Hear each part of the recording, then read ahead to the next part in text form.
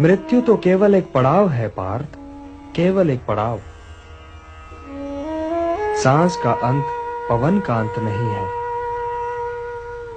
यूं समझो पार्थ कि प्राणी तो पहले बालक होता है, फिर वो बालक युवा हो जाता है, फिर वो युवा वृद्ध और फिर मृत्यु।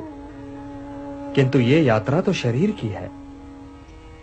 आत्मा तो इससे भी आगे जाता है। वो एक शरीर को त्याग कर कोई और शरीर धारण कर लेता है। इसलिए जो यात्रा मृत्यु पर समाप्त हो जाए वो तो केवल शरीर की यात्रा है पार्थ, केवल शरीर की यात्रा है। न जायते म्रियते वा कदाचित नायं भूत्वा भविता वा न भूयः अजो नित्यः शाश्वतोऽयं पुराणो न हन्यते हन्यमाने शरीरे।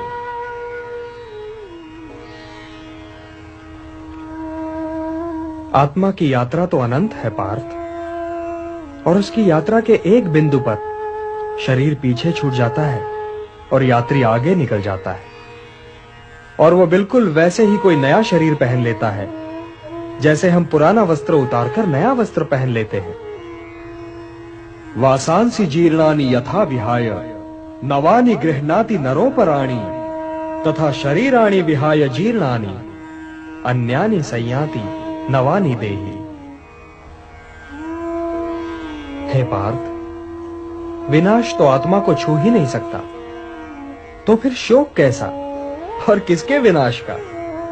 क्या वस्त्र के विनाश का? किंतु वस्त्र तो अमर नहीं होता, वो तो त्यागे जाने के लिए ही होता है। और आत्मा मरता नहीं, कभी नहीं मरता। किंतु वे जो सामने खड़े हैं, वे इस युद्ध के पश्चात सबके सब होंगे ना केशव? सबके सब होंगे ना?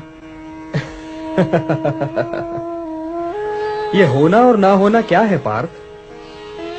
क्योंकि वो समय तो कभी था ही नहीं जब मैं नहीं था, या तुम नहीं थे, या ये सारे लोग नहीं थे। और ना ही वो समय कभी होगा जब मैं नहीं होऊंगा, या तुम नहीं होगे, या ये सारे लोग भी नहीं होंगे। तो फिर तुम ये किस भ्रम में पड़ रहे हो पार्थ कि वर्तमान जीवन ही संपूर्ण जीवन है?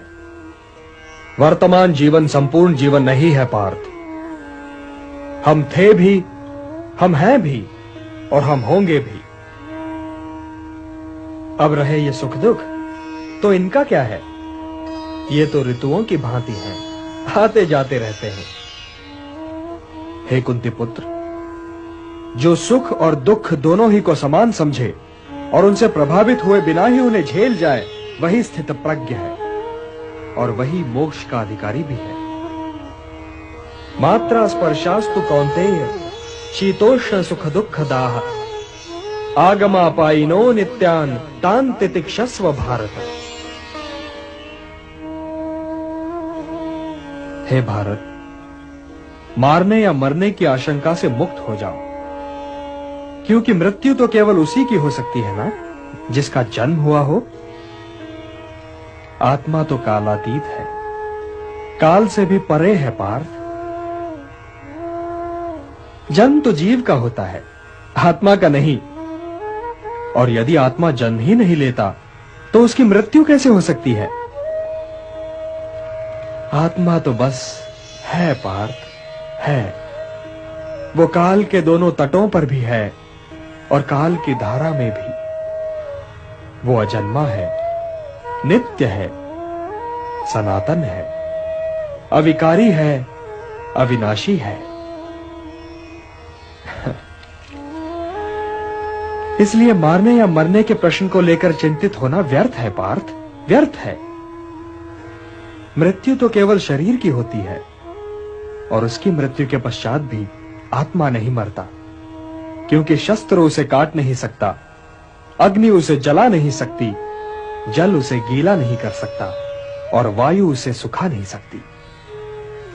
नैनम छिन्दन्ति शस्त्राणि नैनम दहति पावकः न चैनम क्लेदयन्त्यापो न शोषयति मारुतः।